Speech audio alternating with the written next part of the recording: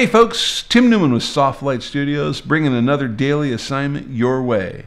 Today's assignment is for July 10th, 2019. Now you can't see it, but my dog Aspen has just roamed into the studio and she is intently studying the assignment for today so she can get it right. And Aspen, today's assignment is titled, Take a Moment to Reflect.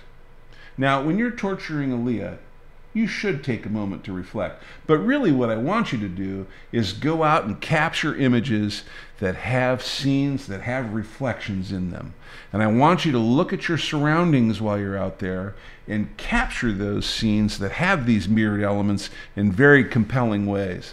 Let's take a look at a couple of sample images. Okay, Aspen? In this first scene, we have Lake Louise, Banff National Park, Canada. And this scene is all about the reflection. Sure, we're working the rule of thirds here. We've got a lot of symmetry happening here, and we're even using long exposure to create leading lines that draws the viewer's eye right to the center of this frame. But without the reflection that we have here, I guarantee you this image wouldn't be the same. In our second image, we have a bridge that is reflected in the rippling water underneath it.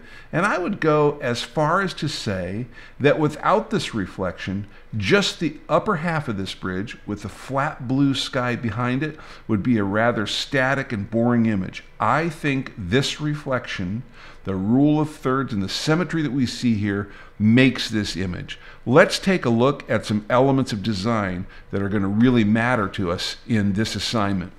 First off, symmetry is really important. It's going to make the scene. Now, Aspen's got symmetry mastered because she's got two legs on each side, so it's a natural for her. For you, go out and look for that symmetry in the scene. Now, patterns are important too, but they're going to take a back seat to that symmetry that you're looking for. Now, maybe this should have been first in the description, but it's one of those penetrating glimpses of the obvious. We are still thinking about leading lines and the shapes that they create in the image. Let's take a look at some more sample images. This image here is from White Pocket and Vermilion Cliffs National Monument, and it's a magical place to shoot all year round. But 2 to 3 weeks out of the year, they get the summer monsoons where it rains almost every afternoon and you get magical scenes that look just like this. We specifically went out to this park, baked for 5 days in a row, but we knew that we were going to get these reflections before we left.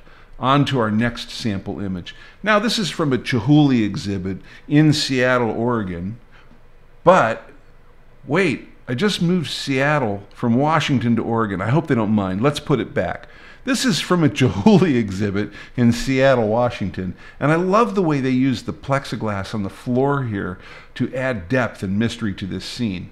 They know how to use reflection in putting together their display, and obviously we should know how to capture that reflection to really leverage the work that they put into that scene for us.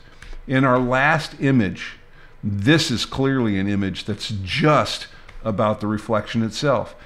This is just simply some sailboat masks at sunset that are reflecting off some ripples on the water. And I really appreciated the way the blue shifted from one side of the scene to the other, and the yellow made a really nice contrast in the image.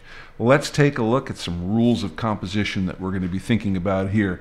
As you can imagine, thinking back to all of these samples that we've shown, almost every one of them had the rule of thirds in there, except for that last one, which has really worked as a diagonal with some intersecting lines. But there's definitely a layout rule of some type evident in every one of these images. Point of view matters. If you're too high versus the reflection or too low versus the reflection, it's not going to show well in the scene. Work your elevation against that reflecting surface and get the reflected object looking just right in the scene. That's going to lend itself to geometric balance. If you get that right, the geometric balance will automatically follow.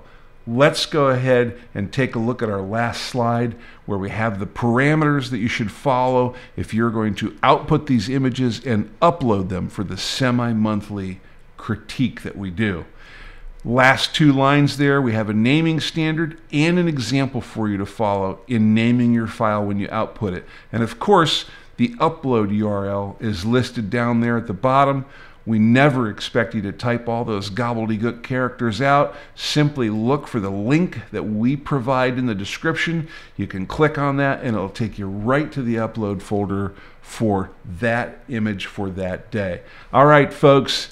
Thanks for tuning in. We really hope you're enjoying these assignments. If you haven't already, look down below the video and mash that red subscribe button so you can stay up to date with all the videos that Lite Studios is bringing your way.